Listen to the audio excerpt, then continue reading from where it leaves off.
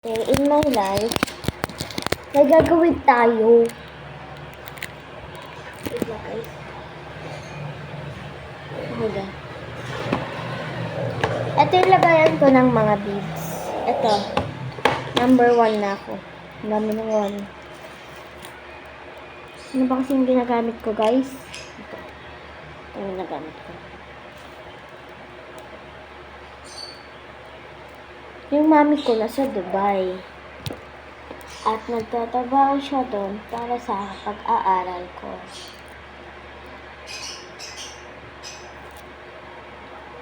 Kaya siya nakapag-Dubai kasi mayaman kami. Di ba ma? Oo. Wala pala yung mama. Mamalengke. Okay, babalik na natin itong 1 dito. Naging 2 nga lang siya. Buksan natin. At kunin natin number 1. Nasa green. Ito. Sara natin. At alam nyo na. Nalagay ulit natin. Ano pa ba? At kukunin natin yung G. Kukuha tayo sa G. Yan. Nakita ko yung crush ko. Yung Teacher's Day. Yung song nila, Ako Ay Isang Model. Kinilig ako masyado. Mas kinilig pa ako, te. Kinilig ako. Kinilig ako sa crush ko. Si Harold. Si Harold yung crush ko. Sa grade 6. Earth. Section Earth. Sayang, hindi ka klase ng kuya ko. Papareto pa naman siya. Okay. Sayang ako. Kinilig ako. Mas kinilig ako mga te. Kinilig ako masyado. Kasi nakaipit siya dito. Na nakataas na ganun. Andun pa naman yung maldita kong ano. Buti hindi niya ako nakita. Na tumitingin sa kanya. Nawala kasi ako sa kanya.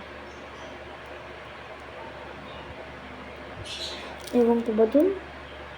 Laging mga agad ng mga crush.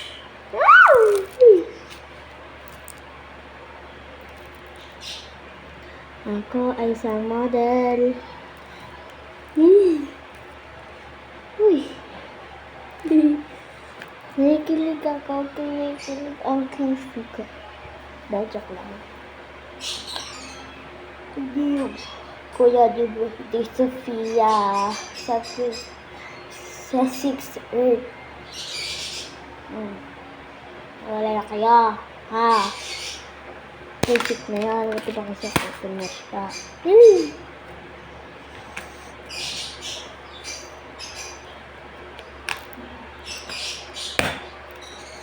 Pabalik na natin ito. Okay, saan na tayo? Dito tayo sa yellow!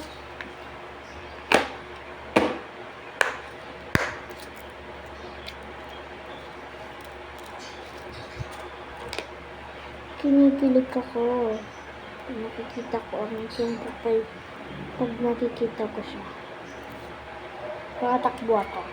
Joke lang. Kasi kasama yung pag-ibig ko yung kalaro.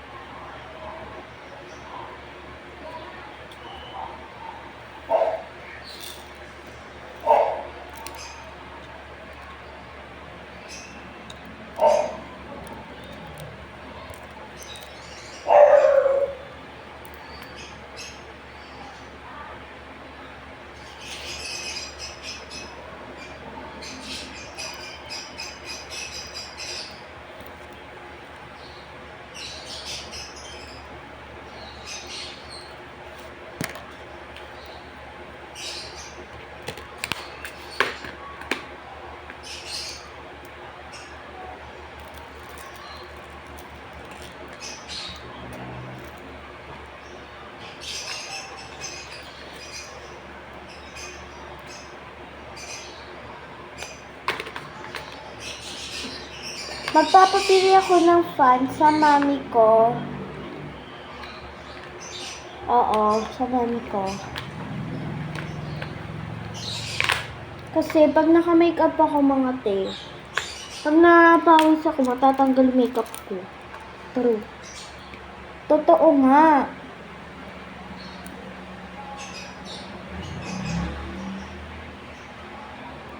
Ano ba yan? Mag-comment lang kayo